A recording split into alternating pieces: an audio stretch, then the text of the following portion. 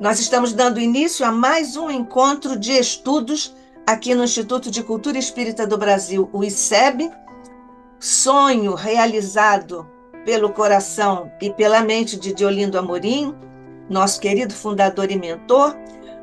O ICEB tem Jorge Andréa como seu presidente de honra e tantos outros luminares do movimento espírita que trouxeram o ICEB até aqui e que certamente têm atendido os nossos pedidos para nos ajudarem a darmos continuidade ao nosso querido Instituto.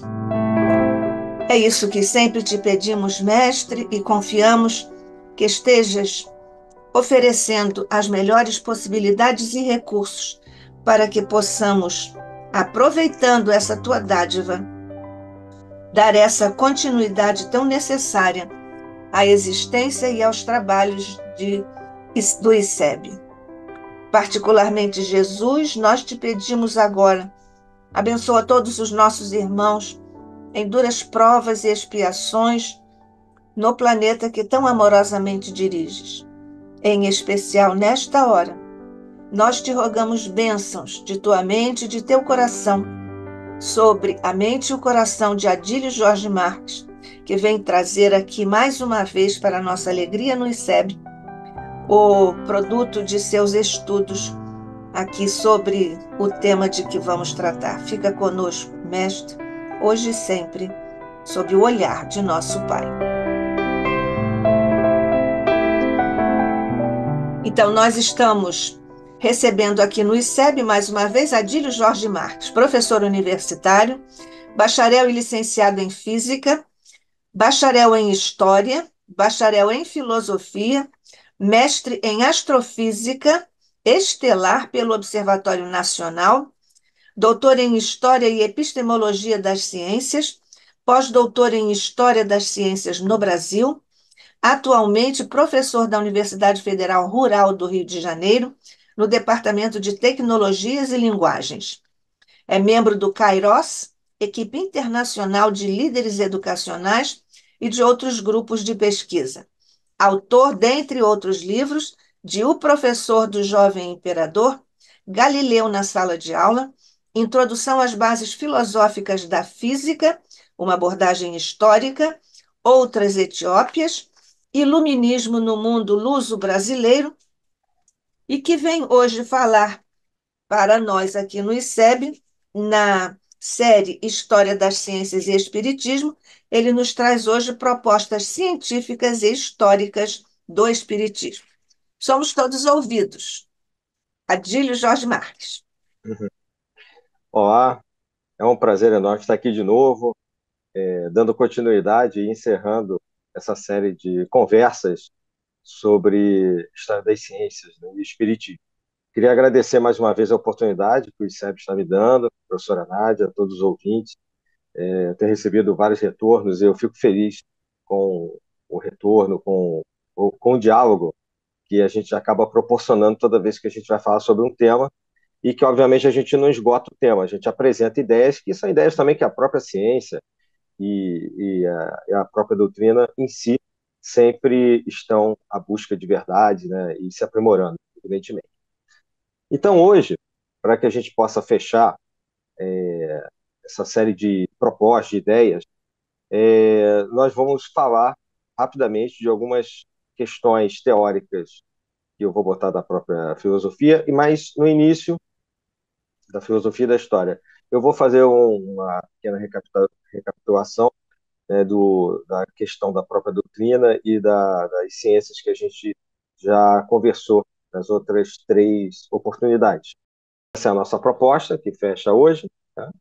E o objetivo, além de terminar, é justamente lembrar questões como, por exemplo, o conhecimento de história da ciência, filosofia da ciência, né, para estudarmos Kardec.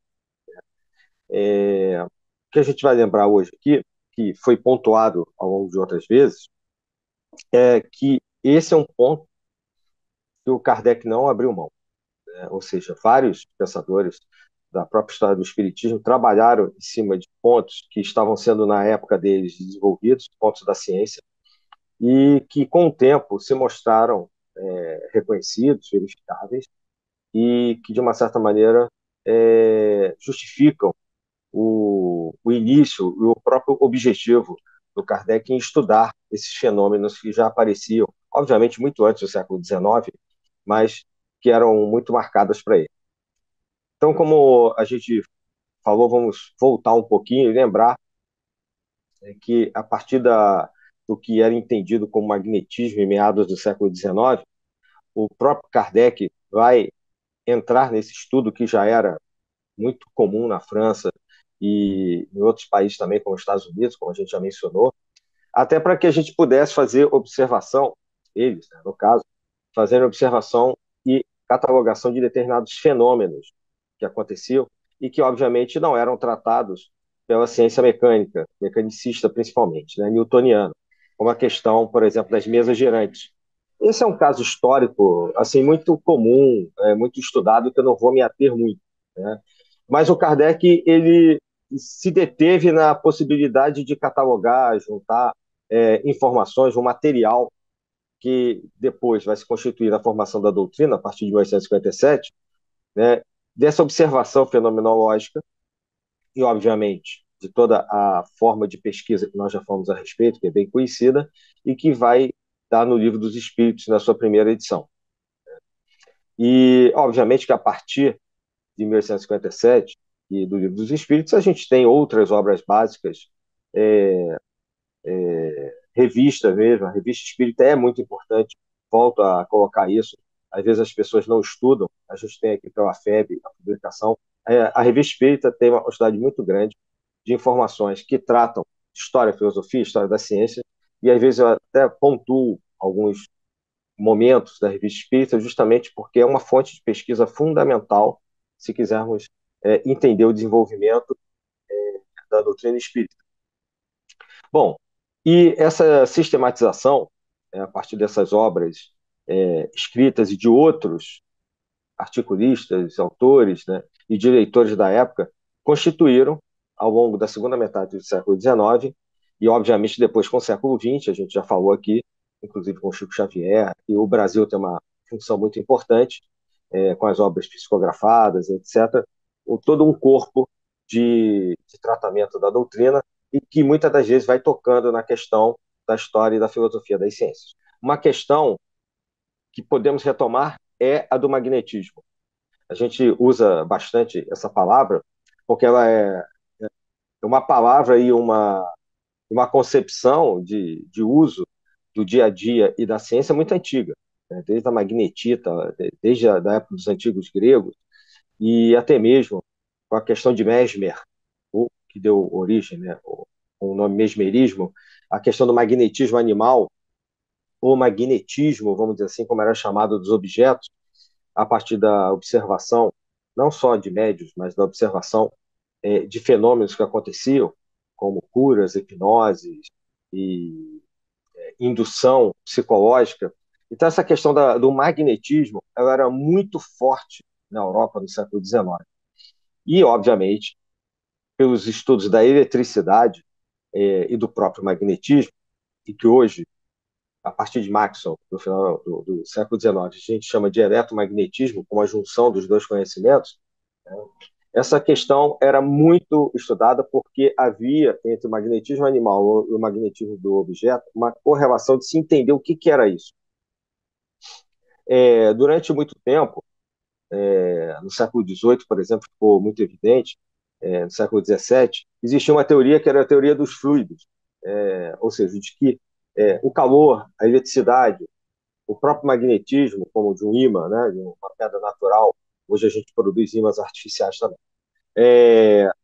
fossem esses efeitos fossem todos chamados de magnetismo, era comum que se fizesse isso, tudo era um magnetismo, ou tudo era chamado de uma substância fluida que explicava, de alguma maneira, aquele fenômeno. Então, o fluido elétrico, né, o fluido magnético, o fluido calórico, o próprio calor tinha essa correlação, porque os corpos vivos emanam calor, e, obviamente, havia já há bastante tempo dentro da física, um estudo aprofundado de todos esses campos do saber, né? E com o mesmerismo, com a questão do Mesmer, isso digamos, se aproxima da história das religiões, das religiosidades, e com o tempo, o próprio Kardec depois vai perceber que era necessário, sim, estudar isso, mas separar os conceitos e aproximar dos conceitos mais contemporâneos da ciência, né? A gente vai ver justamente isso. Ou seja, a ciência ela vai descobrindo a questão da composição da matéria, fazendo um estudo sobre a eletricidade, obviamente também sobre o magnetismo dos objetos magnéticos ou ferromagnéticos, e esses fenômenos vão sendo catalogados, vão tendo suas próprias fórmulas, suas próprias leis explicadas. E a ideia de fluido é abandonada pela ciência, tá? A própria luz era tratada como um fluido, a luminosidade, e a energia dos corpos vivos como um fluido vital também.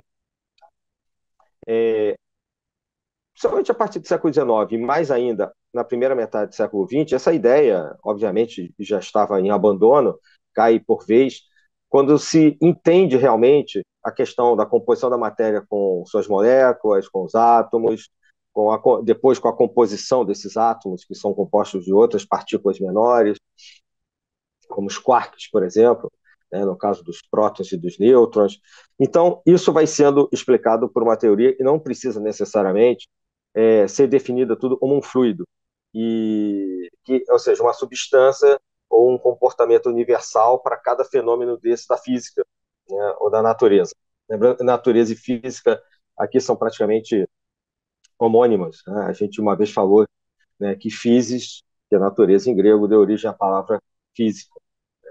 Então, essa ideia de fluido e de uma correlação entre a vitalidade, a parte biológica dos seres, humanos ou não, tá? E uma composição elétrica e magnética já vinha sendo estudada há muito tempo.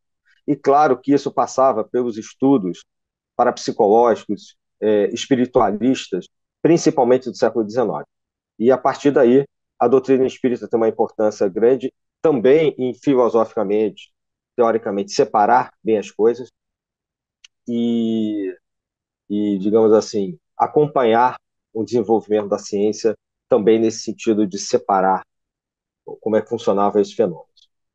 E aí eu botei até uma ilustração que é uma imagem, eu já tinha colocado, a gente tem, a partir do início do século XX, uma separação muito grande entre a física newtoniana, que é o personagem da esquerda, que tratava muito dessas questões básicas, principalmente da mecânica, do funcionamento da velocidade, massa, energia, força da natureza, e do Einstein, que é a imagem, aí sim, não é uma pintura, é uma foto da direita, que é bem conhecida, né? O Einstein é bem conhecido popularmente, né, na cultura pop, por vários motivos, e que faz uma nova física a partir de 1905, com seus trabalhos.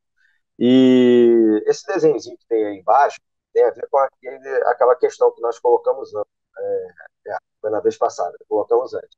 A gente tem o planeta Terra, podia ser qualquer planeta, um objeto no espaço, e o espaço é representado por essas linhas, né, como se fosse uma rede. Então, essa ideia de que a gente tem um espaço vazio, essa ideia mesmo do fluido se transforma nessa ideia de campo também, e que esse campo, além de suas colocações em relação às medidas de espaço, tem também uma medida de tempo, e que essas correlações entre espaço e tempo, elas não são isoladas, elas se interrelacionam. Então, o espaço-tempo newtoniano, né, o da esquerda, ele foi tratado muitas das vezes como algo absoluto, como já conversamos. Um tempo que passa sempre da mesma maneira, sempre para frente, um espaço também universal, absoluto, no qual os corpos estão inseridos tridimensionalmente, qualquer corpo, inclusive um grande corpo do universo, né, como uma estrela, um planeta, etc. A gente vai ver depois com os trabalhos do Einstein, nas duas primeiras décadas do século XX, ou seja, agora, né, 100 anos atrás, cento e pouco, que o espaço-tempo ele é um campo moldável de acordo com a presença de uma massa ali. Quanto maior essa massa, esse campo se deforma, se encurva, e esse espaço-tempo, ele não é universal. O tempo não passa sempre da mesma maneira, ele pode ser relativístico, ele pode ser relativo, ou seja, ele pode passar mais devagar ou mais rápido, de acordo com a velocidade que o observador esteja, que o corpo esteja. Esse espaço também não é rígido, universal, fixo. É um espaço que pode se deformar, como se a gente tivesse um grande lençol, imaginemos um grande lençol elástico na horizontal. Aí você pega uma bola de boliche, por exemplo, uma bola de canhão, uma coisa muito pesada, e joga bem assim no meio, né, desse lençol elástico. Esse lençol elástico representa o espaço-tempo, essa malha que a gente vê aqui desenhada como se fosse uma teia, né? E essa bola de canhão, essa bola de boliche pesada, é um objeto estelar qualquer objeto massivo, né, com muita massa. Quando você jogar a bola ali no meio, a gente vai perceber que aquele lençol ele faz um encurvamento, exatamente como esse desenhozinho da direita. Ou seja, se o espaço-tempo ele fosse, como foi comprovado experimentalmente e antes teoricamente pelo Einstein, fosse absoluto, esse tipo de coisa não aconteceria. Então, a curvatura, né, essa deformação, acho que fica melhor, do espaço-tempo na presença de objetos massivos, ocorre quebrando paradigmas anteriores newtonianos, né, de um espaço fixo, e agora colocando o tempo como uma dimensão importante a ser estudada junto com esse espaço e tornando essa malha espaço-temporal fixa, ou seja, aquela bola faz um cone e deforma o espaço-tempo, e assim a gente pode inclusive explicar como fenômenos relacionados à gravidade, fenômenos que acontecem em eclipses solares. Aliás, foi através de um eclipse solar, em 1919, que foi, digamos assim, observada experimentalmente essa questão da curvatura do espaço-tempo, e Sobral, no Ceará, aqui no Brasil, ficou reconhecido como um ponto importante da história das ciências, porque quando aconteceu um eclipse, e por causa desse eclipse se criou um experimento para verificar essa curvatura, na Europa ficou nublado e nos principais lugares de observação choveu. E aqui no Brasil, claro, né, demos essa sorte, o eclipse foi visto, um eclipse total, né, do Sol, foi visto muito bem, né, com vários cientistas que apostaram em vir para o Brasil conseguiram tirar grandes fotos, e com isso esse eclipse de 1919 entrou para a história como um dos grandes momentos da história da ciência, com a participação aqui do Brasil nesse sentido, da, da observação experimental de uma proposta do Einstein. Bom, aí partindo para algumas reflexões, vou citar aqui dois físicos mais contemporâneos e que tratam justamente dessa física moderna e contemporânea, Sir James Dean e o Heisenberg. É muito falado, muito colocado até hoje em dia em palestras que nem são relacionadas à física, né? Mas é interessante que o James Dean, né, que era chama multiformação físico, astromatemático na área de exatas, ele dizia o seguinte, abrindo aspas aí: hoje em dia acredita-se geralmente, e entre os físicos quase que de maneira unânime, que a corrente do conhecimento nos leva a uma realidade não mecânica, ou seja, diferente daquela do Newton. O universo começa a parecer mais um grande pensamento do que uma grande máquina. E isso é importante porque sai daquela concepção mecanicista que vinha já de Descartes, né, de que você tinha que entender tudo o que acontecia na natureza só de uma maneira como na antiga ciência newtoniana, agora já antiga, né, porque ele é contemporâneo a essa nova fase pós-Einstein. E isso é uma mudança muito mais holística, muito mais completa do universo do que se tinha. E o Werner Heisenberg, que morre nos anos 70, recentemente, também um físico alemão, Nobel de Física, ele fala o seguinte: os átomos não são coisas. Os elétrons que formam a concha do átomo não são mais simplesmente coisas, no sentido assim de bolinhas de gude que estão girando, não é isso? E aí ele continua, no sentido da física clássica, que é aquela física newtoniana. Coisas que possam ser claramente descritas segundo os conceitos de posição, velocidade, energia e dimensão. Ou seja, esses conceitos que ele coloca, posição, velocidade, energia e dimensão, todos eles estão interligados para explicar o que vai ser chamado de física quântica, com a qual ele trabalha, que não era uma das coisas que o Einstein gostava, inclusive, ele tinha muitas críticas, ele fazia uma oposição a física quântica, mas que é a física que vai estudar essa composição mais micro, mais interna da matéria, né, e que prevalece hoje como a parte mais moderna da nossa concepção. Lembrando que um átomo, né, tem o seu núcleo, esse seu núcleo você tem os prótons e os nêutrons, e os elétrons, né, para quem está nos ouvindo, os elétrons, numa quantidade variável, dependendo do elemento químico da tabela periódica, os elétrons estão girando em torno desse núcleo. Aquele modelinho que a gente aprende na escola, que é totalmente pedagógico e não tem nada a ver com a realidade, onde parece um sistema solar, né? Tem um núcleo com as eletrosferas, com as órbitas ali. Aquilo ali é meramente um sistema pedagógico. O átomo não é necessariamente, não é assim realmente, né? Ele parece uma nuvem difusa que, se você for representar, é uma manchinha no papel, né? Então, pedagogicamente, funciona equiparar o desenho de um átomo com o desenho de um sisteminha planetário, tá? Mas não é bem assim. Eu botei uma imagem, eu botei até a fonte aqui embaixo, de uma teoria que hoje só realmente uma proposição teórica e matemática, não tem observação sobre isso, que é a teoria das cordas, que de uma certa maneira equipara a concepção da matéria, do universo, desde as moléculas, como a gente vê aqui no desenho, né, no canto superior esquerdo. Você tem ali um cubo de gelo, então ele tem moléculas de água, H2O ali dentro, né? Isso é a matéria que a gente está observando. E né, a teoria quer equiparar a matéria não só como composta de moléculas, né, e essas moléculas a gente lembra que são compostas de átomos. Moléculas é uma junção de alguns átomos para que se faça uma substância. A água, por exemplo. Então, H2O, né? Hidrogênio e oxigênio. E os átomos, como eu falei, tem um núcleo, né? Tem lá dentro os nêutrons e prótons, os elétrons ao redor. A proposta da teoria das cordas é que essas partículas, nêutrons, prótons, sejam compostos de vibrações, de pequenas cordas, por isso se chama teoria das cordas. E que essas cordas mínimas, que nunca foram detectadas experimentalmente, vibrassem, tivessem determinadas vibrações, e que isso seria a composição básica da matéria do universo, ou seja, pequenas cordas vibrando. Lembra muito uma proposta pitagórica, inclusive, né, de que tudo é frequência, e de uma certa maneira, se você quiser identificar, tudo são números.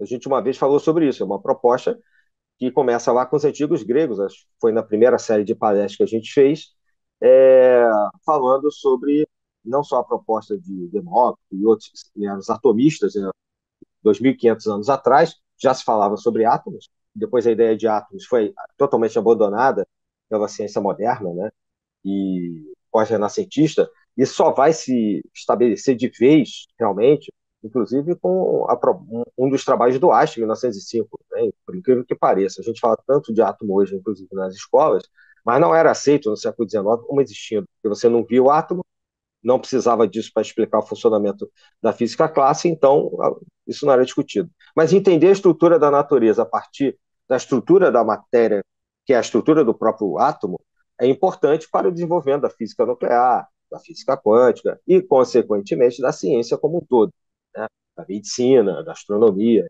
tudo que a gente conhece hoje.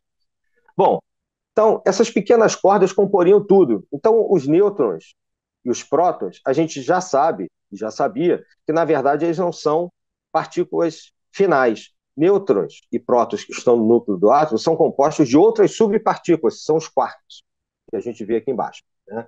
Ou seja, existem 3 quarks para compor um nêutron e 3 pequenas partículas chamadas quarks para compor um próton. E nêutron e próton estão ali no núcleo do átomo. A proposta da teoria das cordas é que tem mais uma divisão, tem mais um passo, ou seja, de que esses quarks são pequenas cordas, esses elásticos que estão aqui representados no desenho, uns elásticos assim fechados, que estariam vibrando. Por que é só uma teoria? Nunca foi comprovado, nem experimentalmente, nunca se achou uma corda, nunca se identificou, mesmo os aceleradores de partículas como a gente tem hoje, na Europa, nos Estados Unidos, nunca se identificou uma corda. Então, essa teoria tem uma vantagem. Ela consegue unificar várias propostas da física que as observações e as teorias hoje, independentemente, não fazem. Então, por exemplo, existem forças na natureza que são explicadas separadamente. né? A força que une o núcleo dos átomos, a força forte, a força da radioatividade, né? A força fraca, a força eletromagnética e a força gravitacional. São as quatro forças básicas da natureza. Nós não temos uma teoria unificada da física, ou seja, essa teoria unificada que o Einstein morreu procurando, estava escrevendo sobre ela, pelo que se diz, não sei se isso é uma lenda, mas ao que parece ele estava tentando escrever alguma forma, alguma teoria que unificasse essas quatro forças no leito do hospital, quando ele faleceu. A gente não tem uma teoria unificada para isso. Mas a teoria das cordas matematicamente consegue fechar essa proposta. É uma proposta matemática fechada, mas que, digamos assim, não está comprovada. E é uma teoria que trabalha com multidimensões, com 11 dimensões da matéria, e não só com quatro. Quais são as quatro que a gente trabalha hoje? As três do espaço e o tempo. Né? Largura, profundidade e altura. Qualquer pessoa consegue identificar, né? Nós mesmos, no espaço mecânico no qual nós estamos, e o tempo. Então, na verdade, a gente já vive numa quadridimensão. Né? Já trabalhamos com quatro dimensões. A teoria das quatro trabalha com 11 dimensões. 10 do espaço e uma do tempo. Né? O que mostra a sua complexidade, não só matemática, mas de entendimento. Ou seja, essas cordas estariam numa outra dimensão, numa outra forma de apresentação. Estou mostrando aqui como curiosidade, porque pessoas que assistiram também, inclusive as outras apresentações, me perguntaram sobre isso. Então, é uma proposta que pode aproximar os antigos pensadores gregos das propostas mais interessantes, mais modernas, inclusive, da filosofia das ciências, da filosofia da religião, inclusive. A gente já falou sobre isso, mas não custa, é sempre presente, literalmente, né? Falando, na minha opinião, falar da relação espaço-tempo, né? E tratar do tempo como uma relação constante de um eterno presente, que é o agora, que é essa linha horizontal, no qual esses bonequinhos somos nós, formando esses cones de tempo, ou seja, a proposta do que vem para o futuro em relação a tudo aquilo que a gente já recebeu no cone do passado. Eu acho que é sempre importante, porque até se trabalha muito com isso hoje na psicologia, né, e várias outras propostas, todo ansioso, né, ele está sempre preocupado com algo que ainda nem aconteceu, que é um futuro que é um vir a ser. Né? E muitas questões mentais, psicológicas, de depressão e etc., que as pessoas apresentam, é um eterno apego ao passado, ao que já foi e que não muda. Tá? O hoje é o importante. Né? Então, mesmo na ciência, a gente entende que nesse mar de possibilidades, ou seja, nesse mar de ondas quânticas que nós temos como possibilidade de tomadas de decisão todos os momentos, a cada micro momento, não vou nem dizer segundo, a cada partícula de tempo no qual estamos inseridos, ou que nós temos para tomar nessas decisões, esse eterno presente, que é um tema até de filmes, etc., é aquilo que nos move e que nos faz realmente mudar, e que pode, inclusive, interferir no que a gente chama de karma e etc., porque não adianta, você não vai mudar o passado, e você só vai mudar o futuro se você mudar o agora. Então, essa proposta, que parece uma proposta muito solta, filosófica, não é.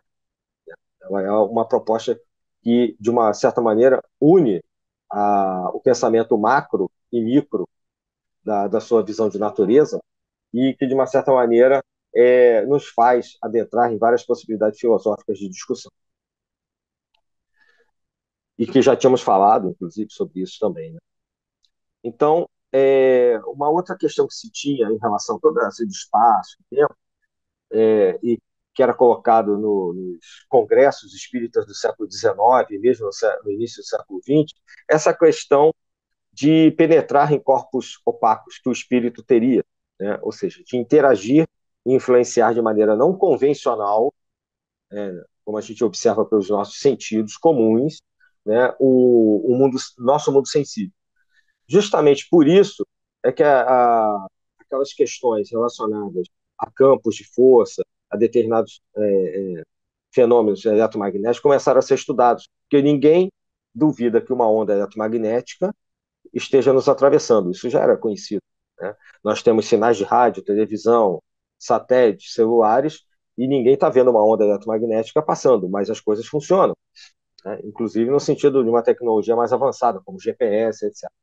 Então, desde sempre se percebeu que não só essa relação de espaço ela era muito fluida no sentido, né, de que você podia abrir mão de uma concepção estática, mecânica do espaço, mas também essa questão de tempo, de passado e futuro.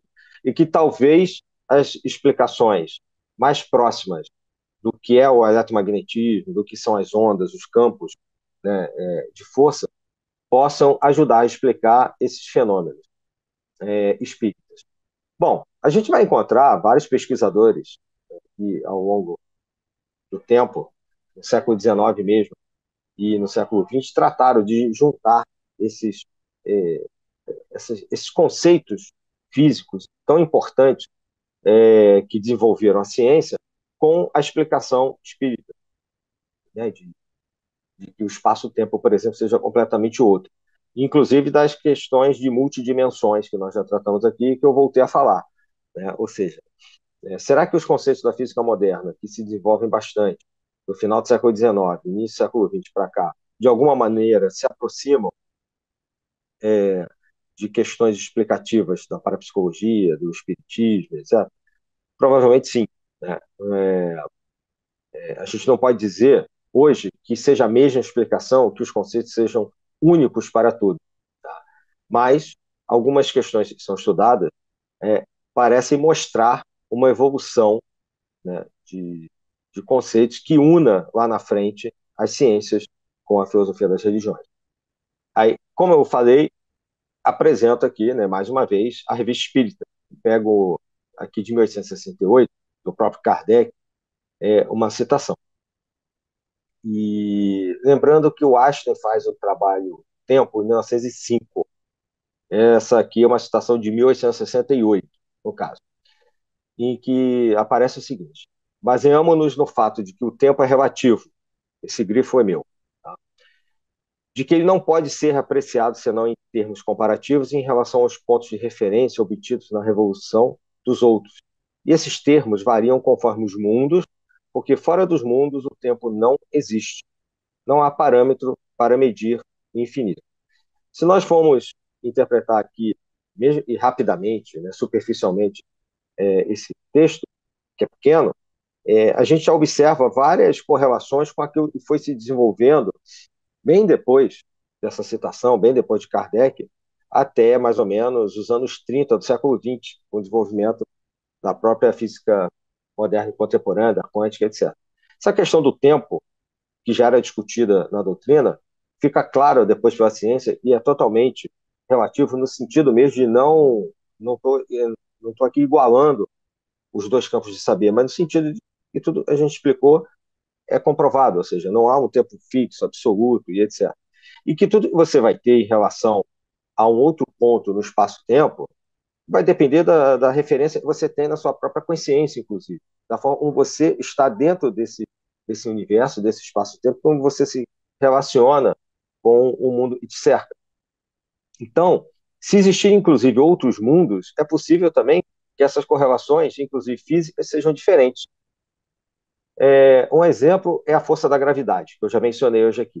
A gravidade ela é maior quanto maior é o tamanho do planeta. Quanto mais massa um objeto tem, maior é a interação gravitacional. Então, isso foi dado pelo Newton lá atrás, né, a famosa expressão da força gravitacional do Newton entre duas massas. Então, uma civilização que esteja num planeta, por exemplo, com uma gravidade maior, um pouco maior do que a nossa, a composição física já vai ser outra. Nós não descobrimos outras civilizações, mas uma forma de vida qualquer, mesmo que não seja então uma civilização. Né? Então, tudo isso vai mudar, né, de acordo com o plano físico, mas no sentido mais macro, de qualquer maneira, essa questão do tempo continua sendo uma concepção, ao que tudo indica aqui pela citação do Kardec, muito como a gente vê, né, e da nossa própria consciência. Bastante daquilo que o Bergson também coloca, que a gente já citou aqui várias vezes, o Henry Bergson, um filósofo, sobre a forma como a gente se coloca no mundo a partir da forma como a gente vê esse mundo. né? E, de uma certa maneira, se há um eterno presente, como naquele desenho dos cones que eu botei, esses parâmetros tendem a ser sempre infinitos, né? Não existe um tempo realmente, né? O tempo em si, se você for pensar no todo, ele é infinito, assim como o próprio espaço, né? Então, tem muita coisa nesse texto aqui do Kardec que você pode, que de uma certa maneira você pode entender como uma antevisão de questões científicas que se desenvolveram depois, mas também dá margem a uma discussão, só esse trecho aqui, a uma longa discussão filosófica da própria física e da própria ciência psicológica e religiosa, das religiosidades também. É, a questão que nós já comentamos, né, da quântica e do espaço-tempo, é interessante que a gente observa que essa física moderna parece sugerir que há uma conexão entre as partículas, entre os campos do universo, uma conexão que transcende aquilo que a gente normalmente está acostumado a ver pela nossa consciência. Aí eu coloco um exemplo aqui. É um exemplo que, na minha opinião, se aproxima assim bastante de questões mediúnicas até. O entrelaçamento quântico. Eu lendo aqui. O entrelaçamento quântico é percebido quando acontece um fenômeno no qual duas partículas da matéria, por exemplo, elétrons, fótons, que são partículas de luz, ficam interligadas de uma forma especial. Ou seja, mesmo estando separadas por grandes distâncias, uma partícula afeta a outra de maneira instantânea, de maneira que parece que elas estão se comunicando mais rápido do que a luz. Então, se eu tenho um entrelaçamento entre dois fótons, um aqui e outro na Lua, se eu mexo no daqui ou da Lua, parece que percebe essa, essa conexão e muda. Esse entrelaçamento, obviamente, tem toda uma explicação, não é nada paranormal, etc. Tudo isso que tem na quântica é matematicamente, experimentalmente, em grande parte comprovado, se não tudo, né? Mas a gente percebe que aqui há uma quebra de um paradigma de novo. Um dos paradigmas que a gente tem de maior velocidade do universo é a velocidade da luz. Isso consta pelo próprio Einstein como uma das regras básicas da relatividade. Só que se eu tenho uma movimentação instantânea entre uma partícula A e uma partícula B, isso é muito mais rápido do que a luz. Isso se parece, equivale com uma questão como o pensamento. Por exemplo, se eu pensar agora na superfície da Lua que eu já tenha visto, né, em algum filme, em alguma foto, eu posso me projetar lá mentalmente, né? Isso vai muito além da velocidade da luz. Se eu pensar no Sol, por exemplo, a luz solar leva 8 minutos para chegar aqui. Se eu pensar na superfície solar, numa imagem que eu já tenha visto, eu faço isso instantaneamente. Eu não levo 8 minutos pensando até que meu pensamento fixe na superfície do Sol. Então, essa transgressão do espaço-tempo é interessante no sentido de que é possível, ou talvez estejamos à beira de superar vários paradigmas com o desenvolvimento da ciência e que vai nos levar, acredito eu acho que a gente vai se aproximar a um conhecimento, a uma explicação muito mais razoável, né? Vamos ter uma proximidade muito grande com questões mediúnicas que o Kardec colocava e até mesmo fazem parte da consciência humana, que era estudado de maneira meio marginal. Tá? Então, esse aqui é um exemplo que eu coloquei. Eu cito a superposição, né?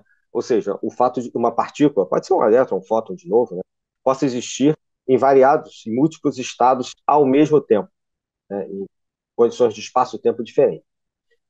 Isso, mais uma vez, quebra, né, o paradigma, né, de uma ideia de uma realidade que seja fixa, objetiva, né, e que, na verdade, nos coloca à frente de uma natureza que pode ser muito mais complexa do que aquilo que a gente imagina, né? A questão da barreira de energia, por exemplo.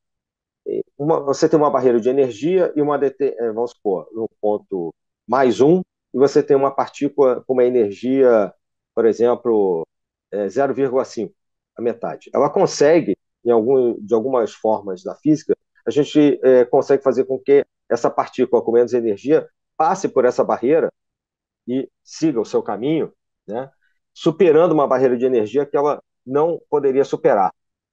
É uma maneira não convencional de atuação da matéria, que a gente vê em partículas individuais, e que fere o paradigma normal macroscópico da física mecânica também. Ou seja, se você tem um muro muito alto e você é mais baixo que o muro, você não consegue ultrapassar o muro.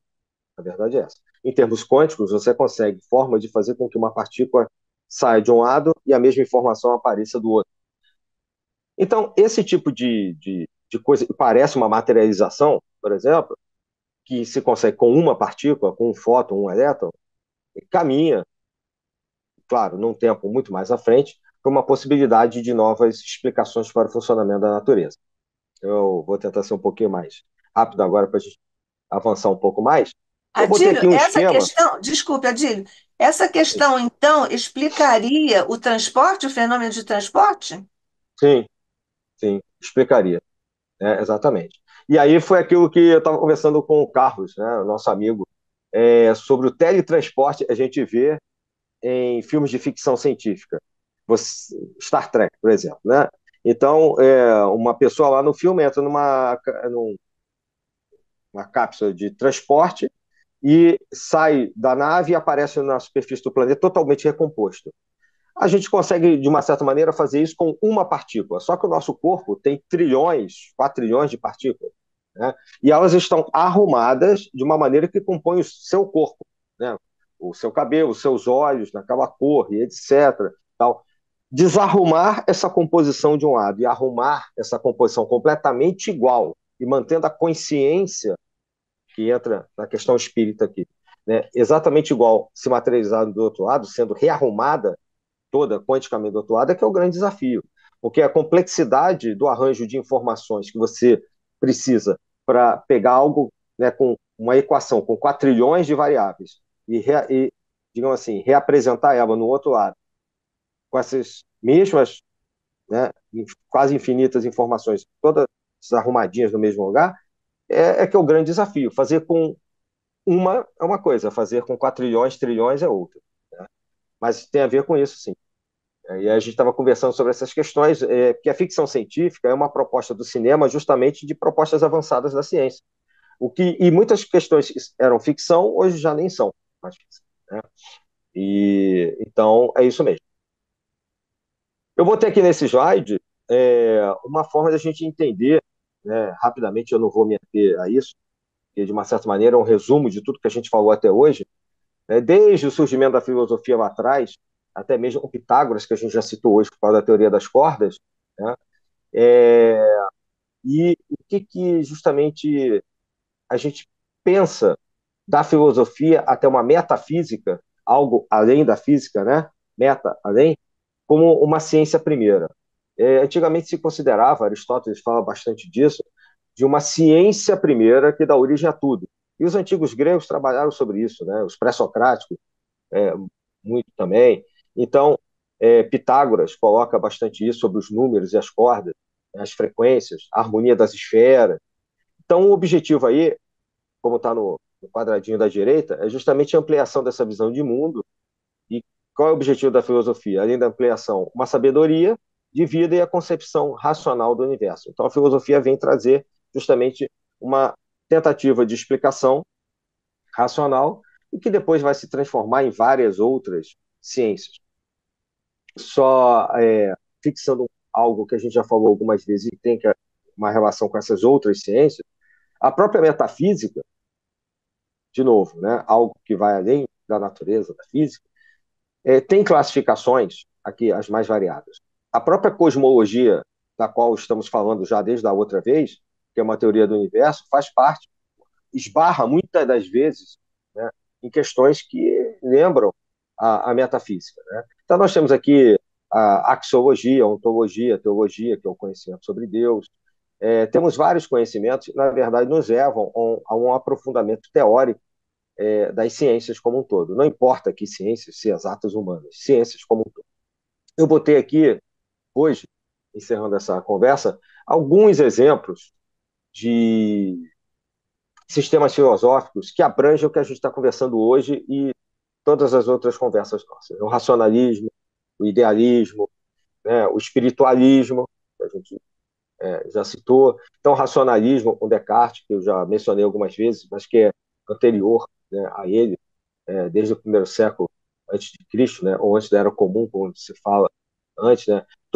Tudo isso tem a ver com alguma coisa relacionada a como a gente observa a natureza e o mundo. Então, o racionalismo vai colocar a razão, o nome fala, racionalismo, razão, né? Como forma privilegiada, né, de você perceber a natureza. O realismo, que tem, por exemplo, em Popper, uma das suas personagens, fala sobre a possibilidade de você só entender a natureza a partir da realidade das coisas em si, né? E como elas se apresentam por si, independentemente da mente do observador, que é algo que já está um pouco fora, por isso que eu botei aqui como exemplo, daquilo que a gente acredita mais, né? O idealismo como algo que produz, né, uma forma de entendimento da realidade, que produz essa realidade conhecida como um produto das nossas mentes, ou seja, é, as ideias do Platão, os neoplatônicos, que coloca o mundo perfeito, o mundo sensível, né, seria uma espécie de idealismo. Mas não é o idealismo no sentido que a gente fala hoje do senso comum, de descaracterizar, tornar menor alguma coisa. Não, não é isso. Tá? É o mundo das ideias. Tá? Aqui não tem essa questão de valor. Isso é melhor ou é pior. É uma apresentação das ideias e que essas ideias, como a gente vai vendo aqui todos esses ismos até o final, a gente percebe que é uma evolução da própria humanidade. A gente vê aqui questões como o racionalismo está lá atrás, antes da Era Comum, e até mesmo o materialismo, que a gente vê pelo menos 4 séculos antes da Era Comum, que também é antagônico à nossa forma de pensar, mas que coloca na matéria toda a sua realidade, ou seja, que é o último tópico aqui, né? Coloca na matéria, como os atomistas antigos faziam, e até mesmo Aristóteles, muito diferentemente do seu mestre Platão, coloca na matéria muito da explicação quase que única daquilo que existe. A gente fica muito no penúltimo tópico, que é o espiritualismo, só para amarrar o que a gente já tinha falado há pelo menos 2 apresentações, né? De que a realidade que nós temos à nossa volta, ela é, sim, espiritual. Uma oposição a esse materialismo que eu mencionei, e até mesmo uma reação ao positivismo, que a gente também aqui já mencionou, do século XIX, lá do Comte, etc., né? De uma visão apenas sensível e direta da natureza, dada pelo positivismo, dada pelas sensações, apenas, sem levar em consideração o próprio pensamento. Um personagem importante é o Bergson, que a gente já citou, e o Farias Brito. Farias Brito é um filósofo brasileiro, infelizmente pouco estudado, que merece uma atenção, por isso que eu estou colocando assim, aqui, né, assim como uma sugestão. Né, assim como o Bergson, na minha opinião, merece ser muito mais estudado e sem preconceitos, tanto um quanto o outro. Tá? Eles propõem o que a gente vem discutindo nesses meses, ou seja, é possível uma explicação filosófica, e mesmo dentro da ciência que surge na época deles, que é hoje continuada na nossa época, uma união entre as duas visões de vida, a espiritualista e aquilo que a gente entende como ciência, mesmo essa ciência ainda se atenha muito à matéria, como a gente viu. Lembrando que principalmente a física quântica quebra muito, já falei isso várias vezes aqui, retoma, a quântica quebra o paradigma de uma matéria única, num bloco único, com explicações únicas, espaço-tempos infinitos e únicos, ou seja, para a física moderna, para a quântica, existe um mar de possibilidades. Você tem, estatisticamente, possibilidades das coisas acontecerem, né? Você tem possibilidades de entendimento da velocidade, da posição, da energia, de qualquer coisa, de uma partícula ou de um conjunto de partículas, algo que é diferente da física anterior, que era determinista. Tá? Então, a quântica não é determinista. Tá? Ela é de possibilidade.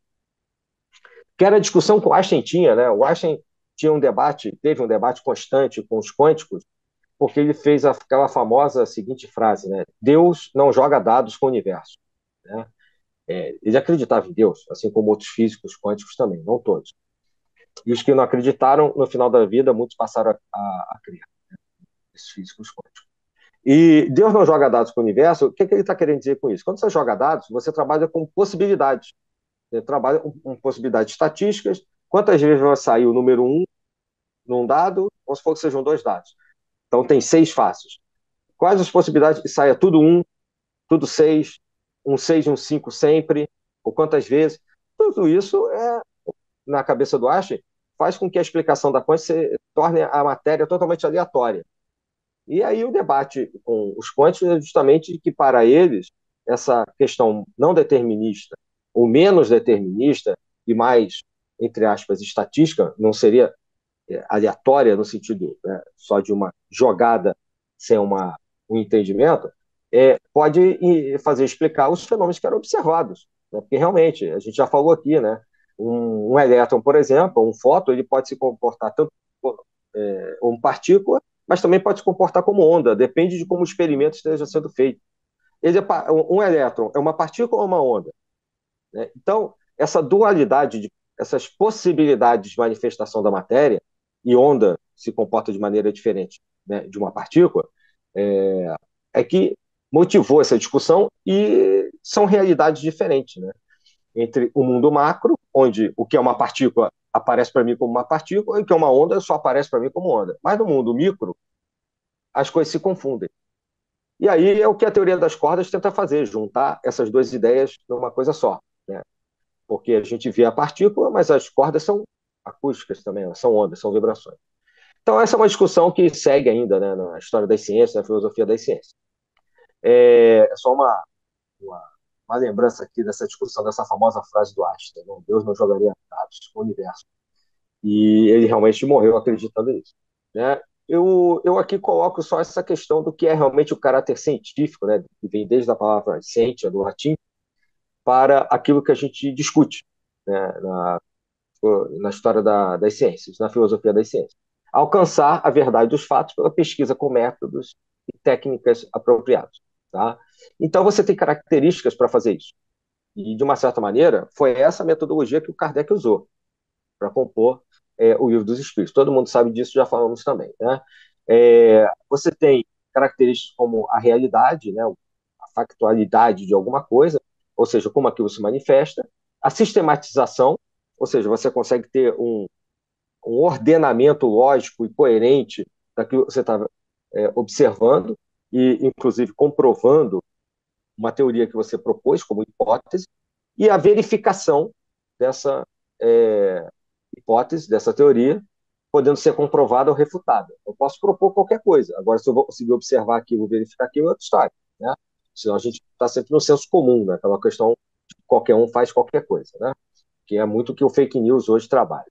E ser falível também, né? Que se colocou esse último tópico de algo ser falível, ou seja, porque para muitos cientistas a ciência não é perene, ou seja, ela está sempre numa proposta de mudança de paradigmas, como Thomas Kuhn já colocou para a gente, e eu apresentei aqui numa outra vez. Ou seja, de uma certa maneira, a ciência busca explicar o que a gente chama de método científico. Você observa os fatos, faz hipóteses, como eu falei, verifica e conclui sobre aquilo. Tá? Bom, o que é ciência, a gente já falou, é um resumo, né? Demonstração, descrição e uma autocorreção dessas verdades, lembrando que essa verdade é sempre uma busca, como o próprio Kardec colocou, e a ciência não é diferente disso, uma busca constante de um aprimoramento desse conhecimento. Tá? É, então, há um caminho, um método. O método é justamente tem a ver com a busca de um caminho, como a própria palavra coloca, para se entender a natureza no incerto. A gente chega numa palavra que é episteme, que dá em epistemologia, e que eu mencionei na primeira apresentação e fecho hoje, né, com isso, né, de novo, com essa palavra, que é um termo tratado no capítulo 1 da Gênese, de Kardec, né? Ou seja, o caráter da revelação espírita. E lá ele toca nesse assunto justamente porque é isso que algo que tenta entender a natureza, seja ela uma natureza material ou espiritual, tenta fazer, ter um método gerando um conhecimento a partir desse método, e que esse conhecimento possa se aprofundar cada vez mais e se consolidar a partir das observações que você tem.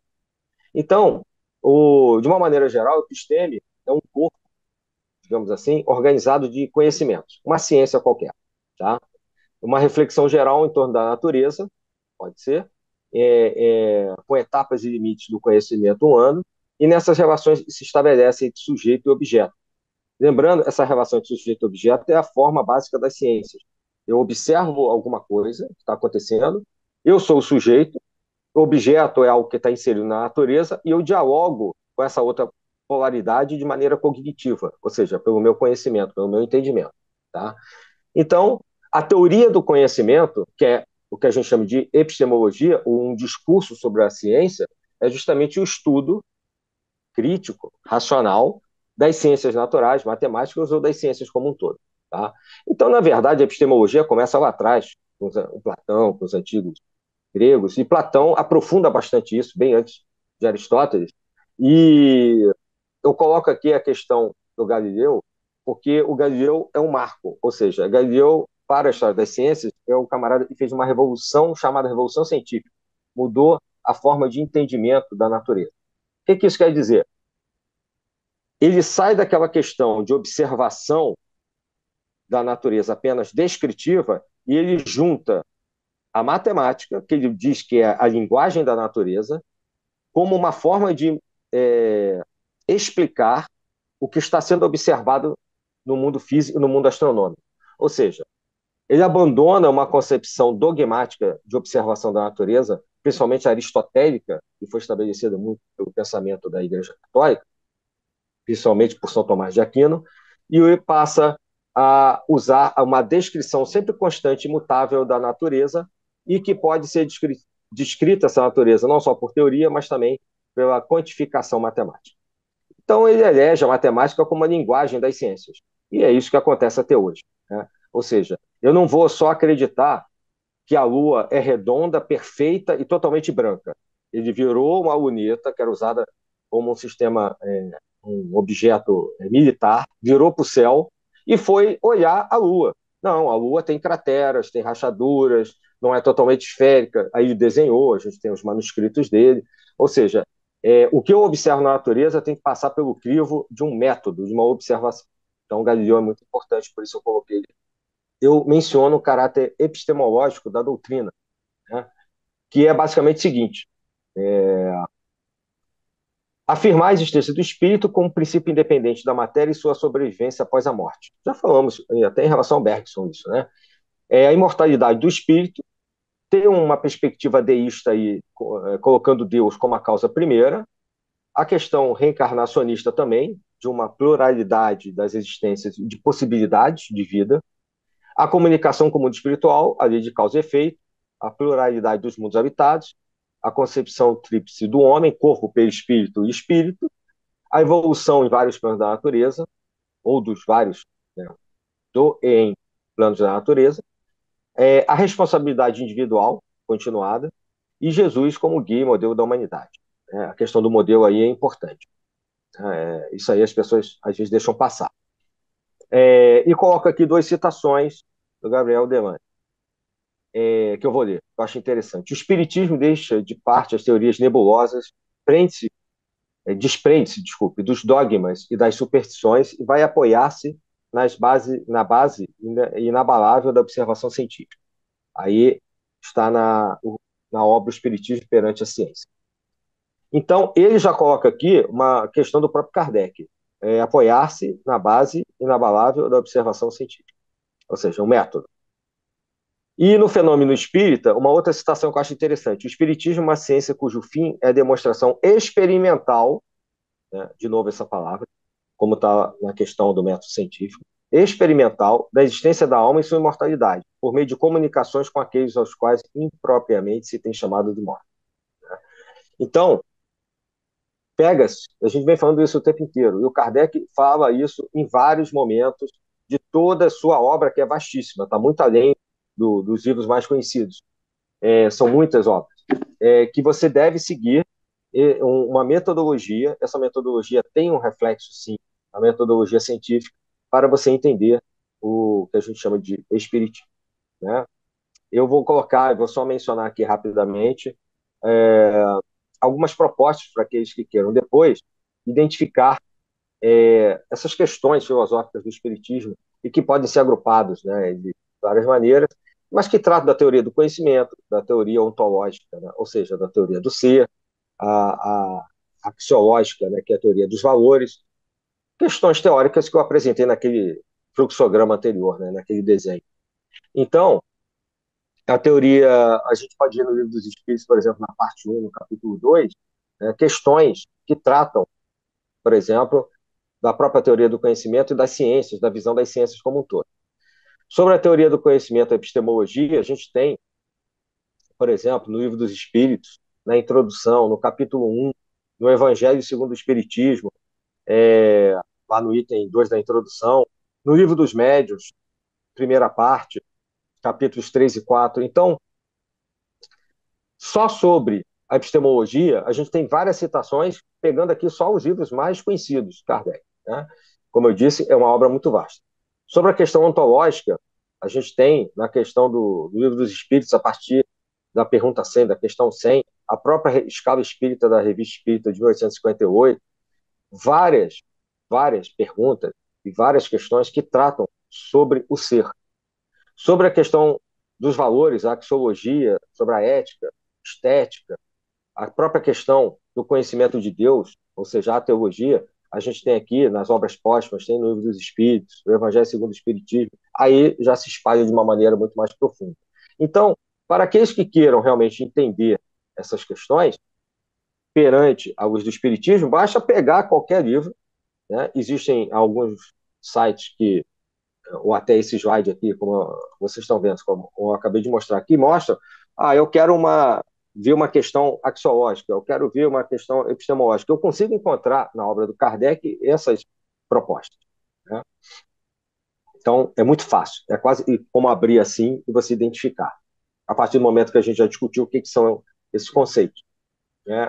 A gente tem, só para começar a fechar as nossas propostas, nós vimos no século XX um certo crescimento eu só vou mencionar isso, de bases antimetafísicas e neopositivistas para a filosofia das ciências. Tá? Elas vieram meio que na contramão de todo esse movimento que a gente discutiu até agora, inclusive pós-Bergson, pós-quântica, etc., num sentido de afirmação da materialidade do mundo. E que não se, digamos assim, não se fixou dentro da filosofia das ciências. É uma forma de ver, a visão antimetafísica é uma forma de entendimento da natureza, mas não é uma forma de entendimento que tenha se estabelecido como tal, ao contrário do que muita gente acha. Tá? Eu não vejo a ciência como totalmente materialista e estabelecida nesses parâmetros, como muita gente coloca. Tá? Eu acho que a ciência hoje é muito aberta a várias discussões. Claro, existem pessoas que não aceitam determinadas proposições mais idealistas, ou mais espiritualistas, ou mais ou menos racionalistas. Por isso que eu botei aquelas teorias para vocês verem. Né? Você pode entender o que são essas palavras lendo aquele slide que eu botei. Mas eu não acho que a ciência tenha se estabelecido totalmente numa base antimetafísica hoje, tá? Como foi o caso do Círculo de Viena. Caminhando para o nosso final, tá? A gente vai começando a concluir, e na verdade eu não vou concluir nada, eu vou deixar reflexões, porque nós não temos um fechamento sobre tudo isso que a gente vem conversando ao longo de meses. Né? E na verdade é uma brevíssima exposição mesmo, porque é assim, é um tema que não se esgota, né, assim, dessa maneira. Né? Então, o que a gente pode depreender? Que existem leis que regem essas realidades da matéria, leis que vão além do espaço-tempo, né? Realidades da matéria que estão dentro desse nosso espaço-tempo, que podem ser, inclusive, entendidas de outra maneira, de acordo com a nossa consciência. Exemplo muito banal, e realmente é ainda superficial, como é que a gente percebe o tempo passar de forma diferente de acordo com a nossa atenção. Quando a gente, por exemplo, está distraído, como o tempo passa para a nossa consciência de uma maneira, e quando a gente não está, ou estamos entediados, por exemplo. Então, isso é tudo muito relativo, nesse sentido. Tá? O que a gente coloca aqui também é uma possibilidade de propostas realmente de comprovação de muitas existências de planos espirituais, né, de mundos espirituais, e com leis que não são aquelas que a gente se acostuma a ver na materialidade cotidiana, no nosso mundo quase dimensional dado pela consciência como a gente entende esse mundo. Mais uma vez. Voltamos ao Bergson, né? Nessa minha conclusão, falei dele várias vezes, né? Então, como ele nos colocou, se as teorias metafísicas não conseguiram abarcar ainda, né, a natureza da realidade espiritual, isso se deve a confusões que o nosso raciocínio mal formado criou, né? Então, a gente vê frases parecidas com essa no Kardec, né? Ou seja, não é porque eu não entendo alguma coisa que alguma coisa não existe. Isso porque o intelecto, por ter se desenvolvido a partir da experiência sensível, né, de como a gente se relaciona com o mundo, né, pode estar voltado para a realidade pragmática, e estar, aliás, voltado para uma realidade pragmática, para as coisas da matéria sensíveis, e, portanto, não está voltado ainda hoje para abarcar a natureza da realidade espiritual. A gente é acostumado a ver as coisas de uma maneira muito igual, e é muito cômodo para o nosso lado psicológico nos acostumarmos a ver sempre o mundo da mesma maneira. A gente começa a perceber que, né, mais uma vez, a consciência e a realidade se interrelacionam e que o mundo que nos cerca não é necessariamente um mundo fixo de uma única explicação. Partindo para uma conclusão mesmo, eu coloco aqui algumas citações que eu não vou ler, né, vocês podem ler, né, mas que tratam justamente sobre a explicação lógica dos fatos. E eu achei frases assim que eram interessantes, tanto do Livro dos Espíritos, como o que é o Espiritismo, do Kardec. Então, por exemplo, o Espiritismo, em sua mais simples expressão, o Kardec vai tratar o seguinte: o que é moderno é a explicação lógica dos fatos, o conhecimento mais complexo da natureza dos espíritos, do seu papel e seu modo de ação, a revelação do nosso estado futuro, enfim, sua constituição um pouco de ciência e de doutrina e suas diversas aplicações. Tá? Os antigos conheciam o princípio, os modernos conhecem os detalhes. É justamente isso. Ele vive num momento de transformação. Vou pegar só essa primeira, como eu falei, né? Para a gente poder encerrar. Esse momento de transição e transformação, no qual, não aleatoriamente, não por acaso, surge a doutrina espírita, acompanha o desenvolvimento da história das ciências como um todo, e é justamente isso: pegar o que tinha dos antigos, não é jogar na lata do lixo, mas trazer à luz de uma explicação nova, coerente e baseada, né, numa forma de entendimento de mundo. E antes, eu coloco mais duas citações da Revista Espírita, uma de 1868 e outra de 1865. Né? Eu vou ler só a primeira, apesar de um pouco maior. A bem da verdade, não vemos a razão de tal coincidência, a questão da coincidência entre as coisas. Entretanto, o fato de não compreendermos uma coisa não significa que ela não existe. Acho que só essa frase por si só já resume tudo que a gente vem falando. A natureza não disse a sua última palavra. O que hoje é utopia poderá ser verdade amanhã. Essa também é uma frase muito recorrente nos estudos kardecistas.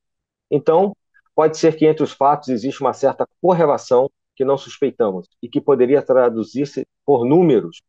Pensamento totalmente ciência aqui, né? E, claro, pitagórico também. Em todo caso, não se poderia dar o nome de ciência a um cálculo tão hipotético quanto das relações numéricas no que concerne a sucessão dos acontecimentos. Então, já na Revista Espírita de 1868, Júlio, a ciência da concordância dos números e a fatalidade, o Kardec está falando, resumidamente, o que a gente falou hoje, né, sobre essa relação com a natureza, que realmente você pode, sim, quantificar, né, além de qualificar, né, ter qualidade e quantidade juntos, por que não, inclusive para explicar os fenômenos. E aí eu vou colocar depois, encerro assim a minha fala, né, as referências, eu uso, obviamente, isso aqui é uma referência para todas as apresentações, uso aqui o Kardec, etc. Né, eu cito as obras do Bergson, que eu mencionei como as duas fontes da moral e da religião. Né, e a energia espiritual também é um livro interessante. Meu obrigado a todos, a professora Nádia, pela oportunidade de poder conversar, né, sem apresentar verdades absolutas, colocar ideias para discussão para todos que estão aqui na sala.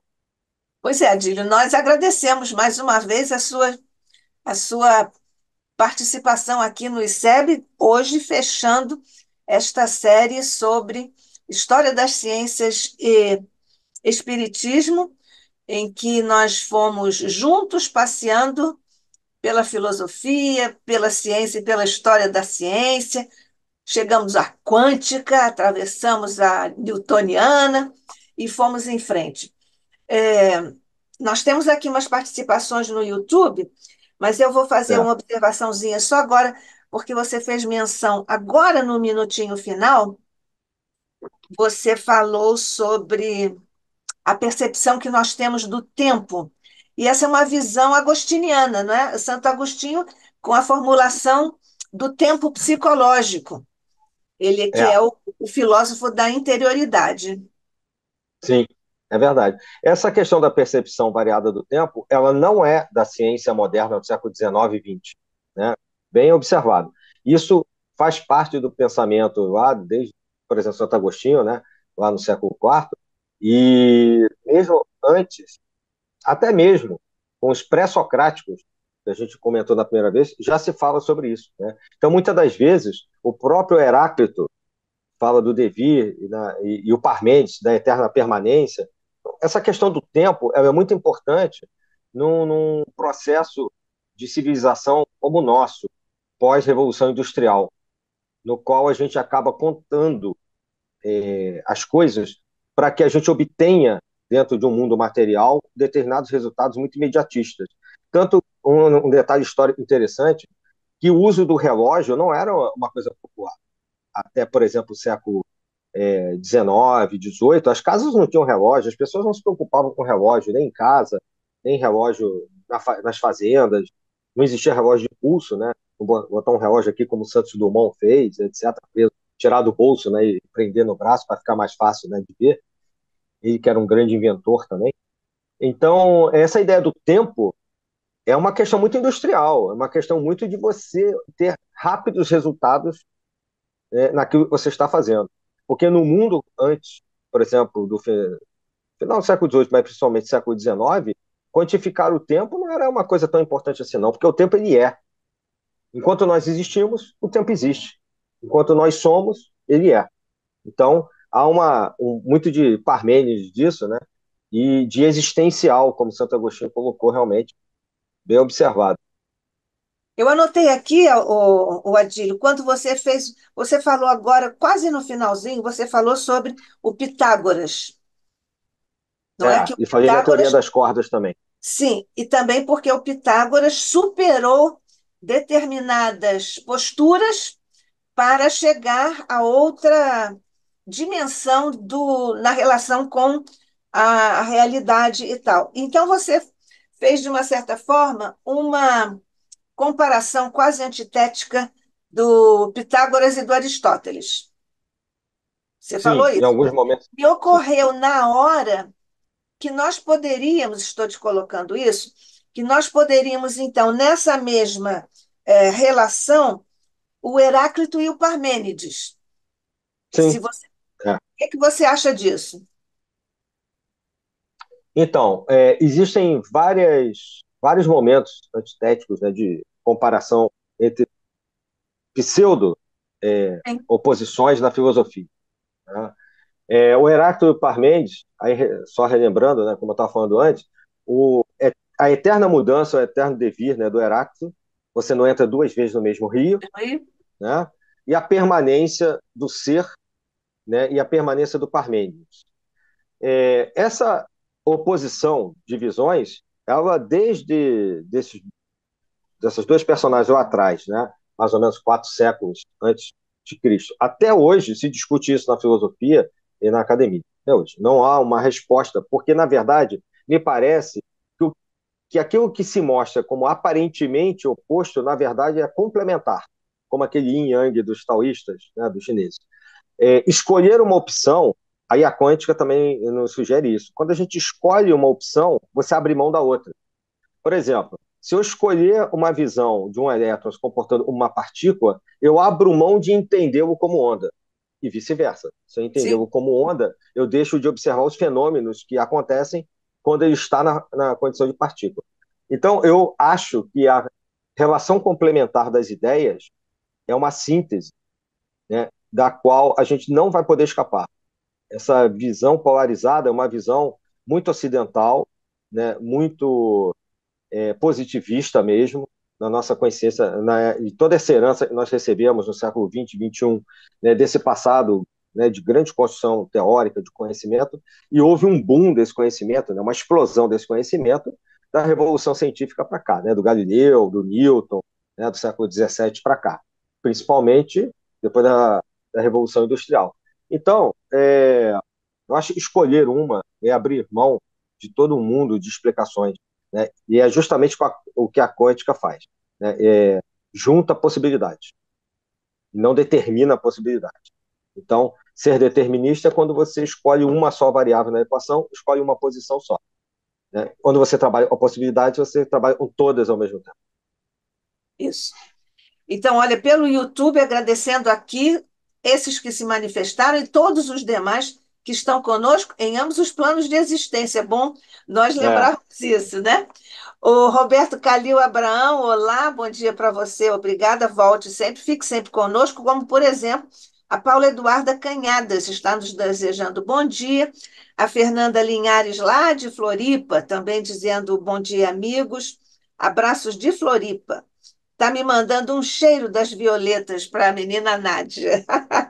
A Paula Eduarda Canhadas, ela pergunta, o Adílio, como interagem as decisões de uma pessoa em relação à decisão de outras?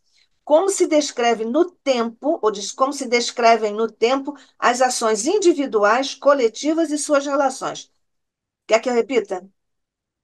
Pode ser, pode ser. Pode Como repetir, por favor. interage, talvez em duas partes essa Isso, é questão. melhor. Como interagem as decisões de uma pessoa em relação à decisão de outras? Bom, isso é muito complexo, né? Tanto em uma pessoa quanto num conjunto de pessoas, isso é estudado profundamente até hoje, né? Porque caímos de novo na questão das possibilidades. Se você entende que a minha decisão ela é independente do mundo que me cerca, é só minha, e quando eu vou interagir com a decisão ou com qualquer fato de outra pessoa, essa pessoa também interage sozinha, eu estou fazendo um determinismo e estou isolando o sistema, que é um sistema complexo, que é o mundo todo, entre mim e o próximo, né? E eu posso ou não interagir com ela. Ou seja, numa proximidade, numa distância, usando. Aí vai depender do seu entendimento. Você pode pensar de uma maneira mais materialista, onde dependa de como eu vou interagir com ela, só de maneira mecânica, dependendo só do telefone, dependendo da proximidade espaço-tempo e tal, ou se eu posso interagir com ela de maneira metafísica, né, telepaticamente, etc. Tal. Existem várias formas de interação nessa resposta, né? Agora, no sistema complexo, no sistema mais abrangente, todos nós nos interagimos, existe um complexo sincrônico, né, de sincronia entre todos que existem ao mesmo tempo naquele mesmo ponto do presente em que você está. Então, como é que é o nome dela? É Carla, né? Paula, não, Paula Eduarda Canhadas. Desculpa.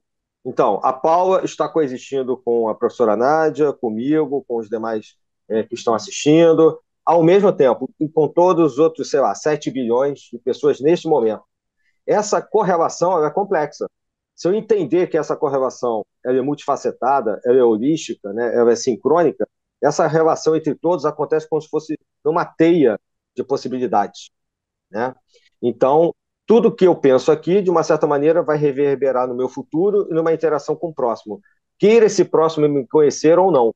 Existe uma concepção disso, né? Até do efeito borboleta, por exemplo, que trata disso, né? Ou seja, algo que eu coloque aqui, por exemplo, estou falando agora, lá na frente, em algum momento não determinado, alguém pode vir a assistir essa nossa apresentação no YouTube, agora temos essa facilidade da tecnologia, isso pode repercutir de uma maneira boa ou não, né? A pessoa pode concordar ou não com o que eu estou falando, lá na frente, isso vai formar a opinião dela. Então, eu entendo que essas correlações, elas são infinitas possibilidades, né? Tem um pouco a ver com as minhas apresentações. Não existe uma única correlação. Eu acho que essas infinitas possibilidades abrangem o mundo físico e o mundo não físico, exatamente como se fosse um mundo macroscópico e um mundo microscópico para a ciência, né?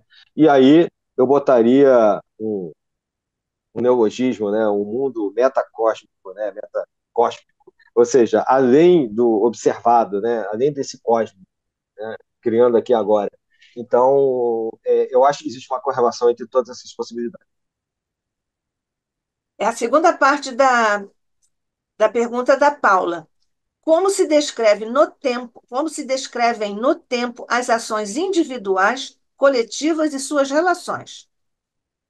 Pois é, então, essa descrição no tempo vai depender de como você tem a concepção de tempo. Se você tem uma concepção linear, né, você vai marcando, eu entendo assim, né, a pergunta dela, você vai marcando os fatos um seguido do outro como se eles não tivessem relação entre si. Isso a gente aprende até na escola, né? É uma questão meio diacrônica, ou seja, eu vou marcando a minha relação com todo mundo de maneira individual e separada. Aí tem um pouco a ver com a minha primeira resposta, tá? Se eu considerar esse tempo como um espaço-tempo complexo, né, e interativo, holístico, como eu estava falando, essa marcação ela é de um eterno presente e de uma eterna consequência de efeitos constantes. Então, assim, se eu entendi a pergunta dela, essa, essa marcação é até difícil de ser explicada em palavras.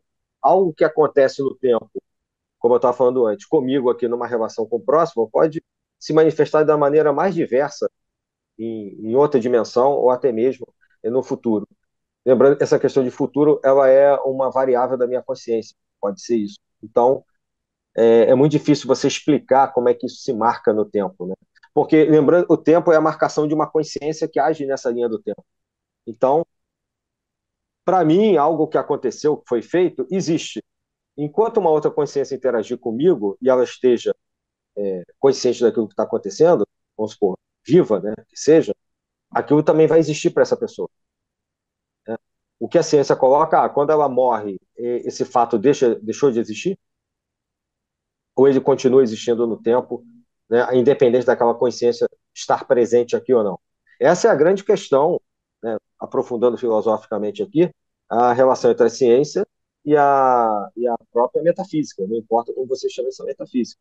Então, alguma coisa que aconteceu há 2.000 anos atrás, né, ela tem importância hoje, por quê? Porque eu marquei aquilo numa cronologia, né?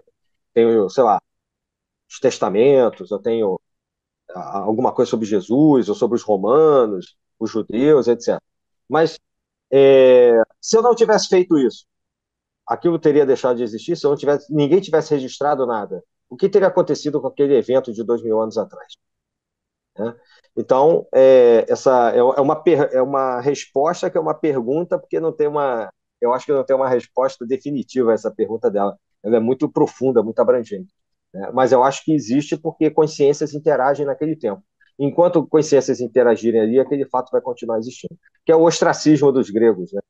Que era um dos grandes medos dos gregos, era você cair no esquecimento do tempo, o ostracismo. Né? Então, ou seja, você deixaria de existir depois da sua existência.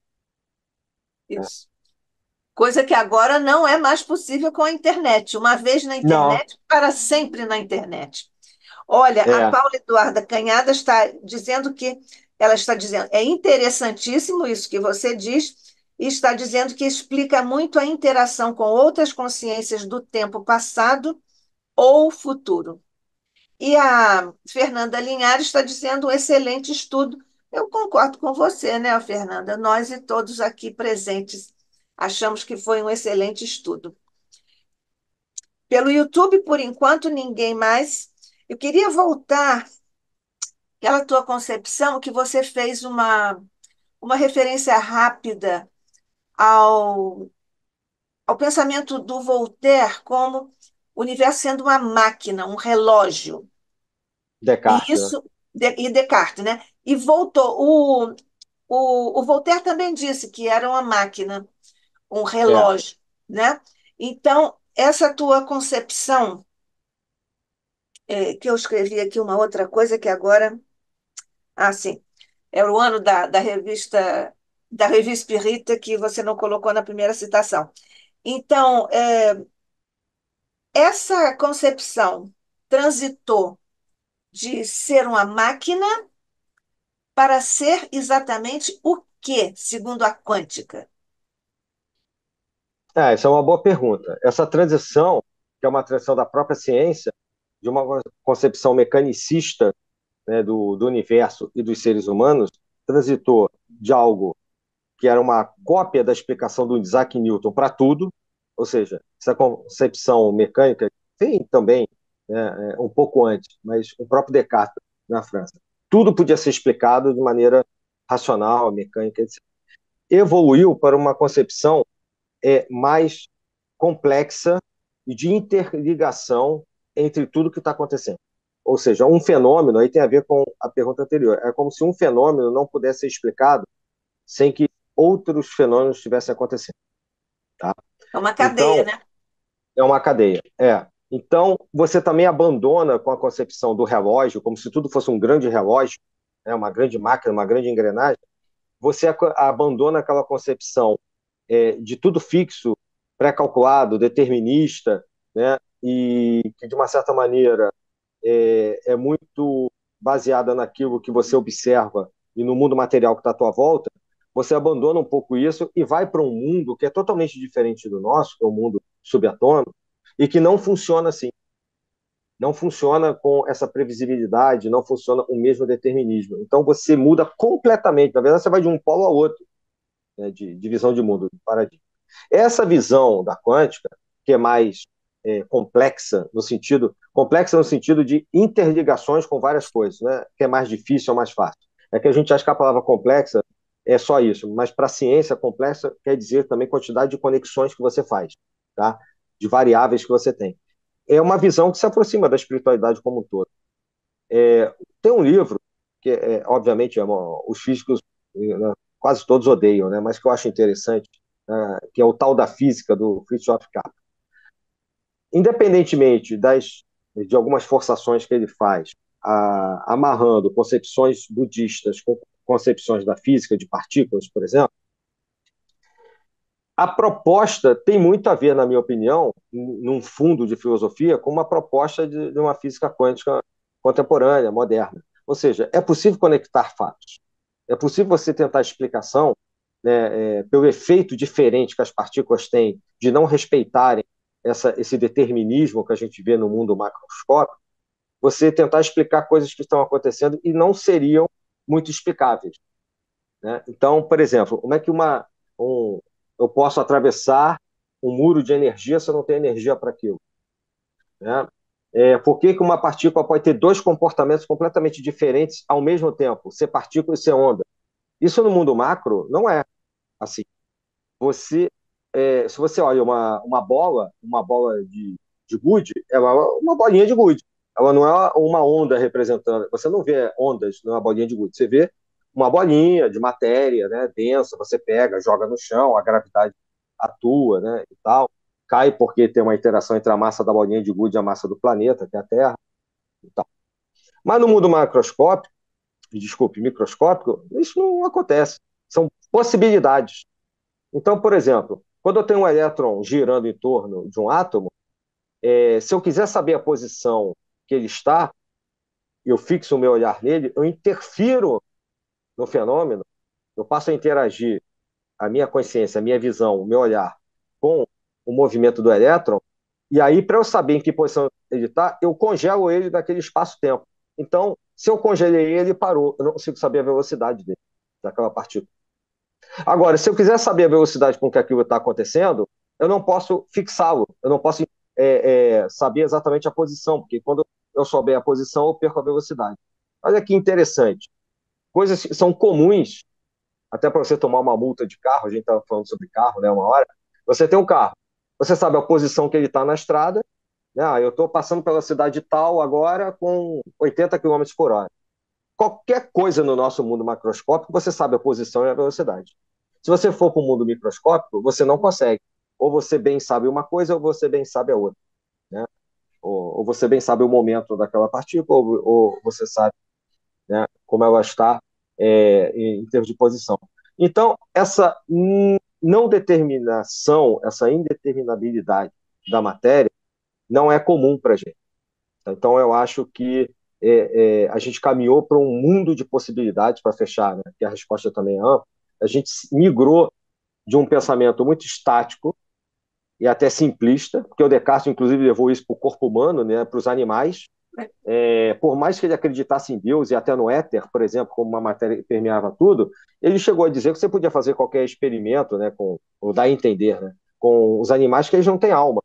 Eram só tubos e conexões, etc., como se fosse um robozinho, né? E a gente sabe que não é assim. Os animais sentem dor, têm emoções, etc., né? E tem um lado espiritual também. Então, a gente migrou de um polo a outro, completamente. Não só por causa da ciência. Pelo entendimento da natureza, enquanto física, sim, que é a sua pergunta. Mas eu acho que a espiritualidade, de uma certa maneira, mesmo que de forma paralela, né, sendo outra forma de conhecimento, fez a mesma coisa. E o espiritismo ele é muito importante nesse movimento, nesse deslocamento de polaridade, porque, como eu botei aqui em várias citações, o Kardec está se baseando nessa percepção que ele tem, muito sagaz, de que a ciência está mudando. Mesmo ele vivendo um positivismo muito forte na França na época dele, ele percebe que algo muito além disso está acontecendo. Eu botei aqui a citação de que ele fala, né, na qual ele fala, tudo, o tempo é relativo, as coisas são relativas. Então, ele foge desse determinismo, né, desse positivismo marcadamente kantiano da época dele e já prevê algo que vai acontecer lá na frente em poucas décadas, né, dos anos 50, 60 do século XIX até a Revolução Quântica dos anos 20, 30, ali você tem 60 anos. O que são 60 anos na idade do conhecimento humano na história do universo? Nada. Né? Nós temos 13,5 bilhões de anos no universo, né? Temos 4 bilhões de anos, sei lá, de existência da Terra, 50 anos, meio século não é nada. A distância dele, do Livro dos Espíritos para o Einstein, é de para a relatividade, na primeira relatividade do Einstein, 1905, é de menos de 50 anos. Então, é interessante essa antevisão dele, sabe? E foi o que eu tentei trazer em algumas apresentações aqui. Isto. A Paula Eduarda Canhadas, ela diz, só conhecemos quando acessamos. Basicamente é isso. Ela resumiu bem, né, melhor do É, que eu, é isso aí. Se você está em contato com o fato, você conhece. Né? Você não pode saber o que está acontecendo, por exemplo, na sua sala, se você está no quarto. Em tese, você não sabe. Né? É aquela proposta que a gente falou uma vez do gato de Schrödinger, né, da quântica. esse- Como é que eu vou saber se o gato foi da vez passada, está vivo ou não dentro da caixa hermeticamente fechada que eu não vejo? Né? Naquele momento, para mim, ele está nas duas condições. Quando eu levanto a tampa da caixa e vou olhar o gato, eu vou saber se está de um jeito ou de outro. Aí eu determino um ponto, né, no espaço-tempo. Eu determino uma condição. que é aquela historinha, eu acho que nesse momento também, outro encontro nosso aqui, eu lembrei a questão daquela história do sábio, que tinha um pássaro na mão e o,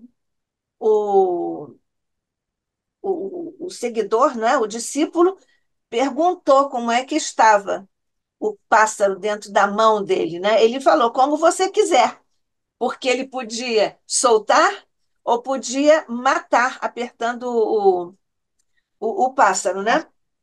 A É Sônia isso. Lourenço apareceu, a Sônia Lourenço aqui, sabe para quê? Para dizer que são excelentes as explicações, gratidão. Obrigado, Sônia. Pois é, Sônia. Obrigada Está também a sempre Paula, acompanhando a gente. Beijo. a Floripa, lá de Floripa, a Fernanda, e ao Roberto Calil Abraão. É, nós já passamos do tempo um pouco, mas eu não resisto, porque eu gosto muito do Sir James Jeans.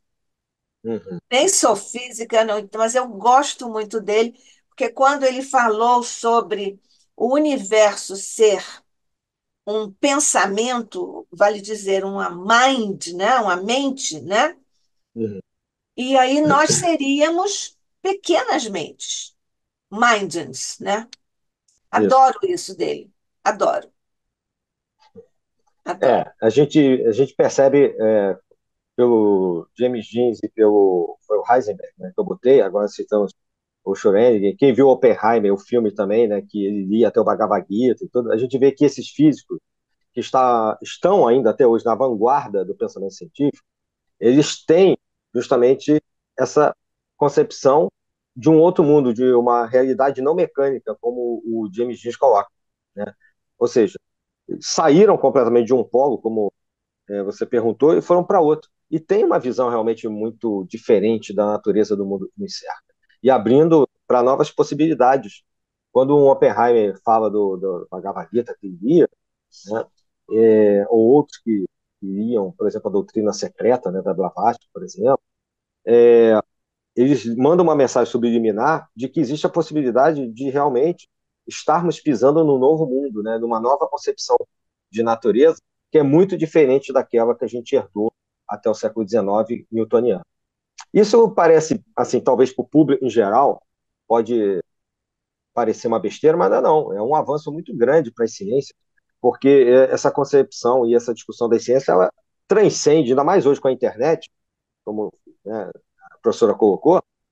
Hoje você não consegue, você pode acessar qualquer coisa, você tem várias bases de conhecimento, então marcam opiniões, sabe? São opiniões muito importantes. E eu acho que a gente realmente vive hoje uma mudança de paradigma, talvez até finalizando essa, essa mudança, e a gente tem a sorte de estar vivo. Claro, todo momento, toda época da história da humanidade tem suas coisas boas e ruins, né? A gente acho que tem a sorte de poder estar presenciando essa mudança de paradigma, né? O Chico Xavier falou que até 2057 nós passaríamos por isso mesmo, né? Naquela data que ele colocou. Então, coincidência ou não, estamos realmente, acho que, vivendo isso. Espero que a gente possa ter a opção e a sabedoria de ter, enquanto votantes, né, e os governantes, de os governantes escolherem as melhores opções, né? De conduzir as nações da melhor maneira possível até a segunda metade do século XXI, quando se espera que a gente esteja numa outra condição espiritual e material. Ô, Adílio, só, eu fico aqui pensando, mas eu gostaria de continuar aqui conversando sobre isso, mas eu entendo que, inclusive, você também tem seu tempo físico, material, pelo relógio. É, Eu sei, é, eu sei, nós não, também, tranquilo. nós todos, mas nós ficaríamos aqui. Mas para encerrarmos este momento, nós estamos diante de uma grande revolução na história do pensamento, da vida, das nossas concepções todas. Você, em que razão você colocaria a grandeza, em ordem de grandeza, a revolução industrial, que foi para a matéria, e agora essa revolução desses físicos, aspas, espiritualistas ou espiritualizados, no momento fazendo esta grande revolução? Em que ordem de grandeza você colocaria isso? Uma para a matéria e outra para não matéria? Para o espírito? Eu colocaria assim. Eu acho que a Revolução Industrial ela foi a maneira pública que se materializou na uma maneira social que o pensamento das ciências mecânicas se tornou realidade para a população como um todo. Ou seja, saiu do laboratório, do Newton, dos livros, né, de todos esses pensadores que a gente citou ao longo desses meses todos, tendo o Newton ali, a física mecânica como seu grande paradigma, né, Voltaire, Descartes, todos esses caras, né, o Voltaire tinha no Newton ali uma referência quase, né, ele era ateu e até quase como um deus para ele, né, mal comparando. Então, a Revolução Industrial, para mim, foi a materialidade social desses princípios da física, tá? Que até a Segunda Guerra Mundial, até recentemente com essa revolução da genética, foi a grande ciência, aquela que realmente puxou todo o movimento científico e nos impactou, né? A Guerra Fria, a Guerra Nuclear, até hoje a gente ainda fala disso. E a revolução de hoje, a revolução da informação, né, que leva também a uma revolução quântica, eu acho que ela já está num outro nível muito mais profundo que abrange a consciência, sai só do social, e eu acho que está numa ordem de grandeza, num outro patamar maior, porque sai dessa questão só do mecanicismo, da indústria, da produção, né, de que os corpos e a materialidade podem ser usados de qualquer maneira, e vai para uma outra dimensão, uma dimensão daquilo, de você aceitar aquilo que você não vê, de você desenvolver tecnologias, de você ver o resultado, mesmo que seja imponderável aquilo que faz essa tecnologia funcionar, como a questão do tempo não ser absoluto, que faz o GPS, um simples aplicativo de carro funcionar, né? Precisa do GPS da relatividade para isso funcionar. Então, eu acho que nós demos, enquanto humanidade, um salto para cima, né? Um salto quântico, literalmente, né? De mudança de nível, né? De mudança de nível, como se fosse uma órbita, né? Como acontece na física quântica, na estrutura atômica, para algo maior e que nos aproxima de novas tecnologias, possibilidade de novas discussões filosóficas sociais. A gente falou do Bergson. Bergson é um exemplo disso, na minha opinião, dentro do campo teórico, no campo, né, da informação, não precisa se falar sobre isso, no campo da tecnologia, e isso muda a sociedade. Eu acho que o que nos cabe agora é usar isso a nosso favor. A gente tem que aprender, porque isso foi muito mais rápido do que a revolução anterior. A outra revolução foi vindo num par e passo e tomando conta da sociedade. A primeira, a segunda revolução industrial, a questão da máquina a vapor, né, a partir das descobertas do, né, do vapor, do ódio, dos motores. Agora não, agora foi tudo muito rápido. Se a gente lembrar que no final dos anos 90, muita gente não tinha nem celular, não existia acesso rápido à internet, até a coisa de o quê? 25 anos atrás. Né? Então, o que é 25 anos de novo para a história da humanidade, para a história da evolução das ciências? Nada. Então, eu acho que agora o que a gente tem que aprender é a lidar com responsabilidade com tudo isso que a gente adquiriu de conhecimento e que realmente está no novo nível, né, numa outra ordem de grandeza maior. E que vai poder facilitar a nossa descoberta, não só do mundo material, mas do mundo espiritual também. Tem tudo para facilitar. Eu só espero que a humanidade tenha sabedoria para usar isso de maneira consciente e favorável, porque é um mundo que se descortina. Hoje a gente já está falando de computadores quânticos, ou seja, você apertou o botão de ligar o computador, automaticamente, na velocidade da luz, que para nós é muito mais rápido que o piscar de olhos, todos os programas já estarão carregados na sua tela. Não precisa esperar o computador ligar, carregar o Windows, carregar não sei o quê. Ou seja, para nós, que funcionamos em baixíssimas velocidades, a velocidade da luz, 300 mil quilômetros em um segundo, é absurdo, né? Lembrando que a velocidade do pensamento do mundo espiritual não tem limite, vai muito além da velocidade da luz. É instantâneo, realmente, como a gente falou hoje. Então a gente tem que se preparar para se deparar com isso tudo. Então a gente tem que ter uma evolução material tecnológica, física, de uma nova ciência, e temos que, como Kardec fala, acompanharmos, né, estarmos juntos, todos juntos, numa evolução moral também, que a humanidade possa evoluir, né, eticamente, moralmente, junto com essa evolução, com essa nova ordem de grandeza que a ciência nos traz. Isso, perfeito. Pois é, já acabou aqui o nosso quarto tempo da nossa série, mas, queridos amigos que estiveram conosco em ambos os planos de existência, nós vamos dar continuidade a esses aprofundamentos, a esses estudos com o nosso Adílio Jorge Marques, a quem nós, aqui do ICEB, mais uma vez, agradecemos essa participação muito especial, ensinando coisas dessas áreas, sobretudo porque a formação multifacética do Adílio nos permite fazer uma espécie de amálgama das ideias nos Uhum. pensamentos que se foram desenvolvendo ao longo dos tempos. Adílio, obrigada. Deus te abençoe. Eu que agradeço, foi muito bom. Espero poder ter colaborado de alguma maneira. Obrigado pelo convite. Isso. E você voltará, E, se Deus quiser. se Deus, Obrigado. se Deus quiser. Então, se Deus quiser, se Jesus quiser e Ele quer, Maria quiser, nossos amigos espirituais e nossos anjos da guarda. Mestre querido, nós agradecemos a bênção de termos estado juntos aqui em torno da tua lei, da lei de nosso Pai, da tua lei no Evangelho trazida de nosso Pai, pela lei que foi formulada também na grandiosa codificação de Allan Kardec, a todos os nossos mentores, a todos os nossos amigos, nós te agradecemos, Mestre, pelo teu coração e através dele a todos esses nossos amigos e companheiros. Fica conosco, graças te damos hoje e sempre, sob o olhar de nosso Pai. Assim seja.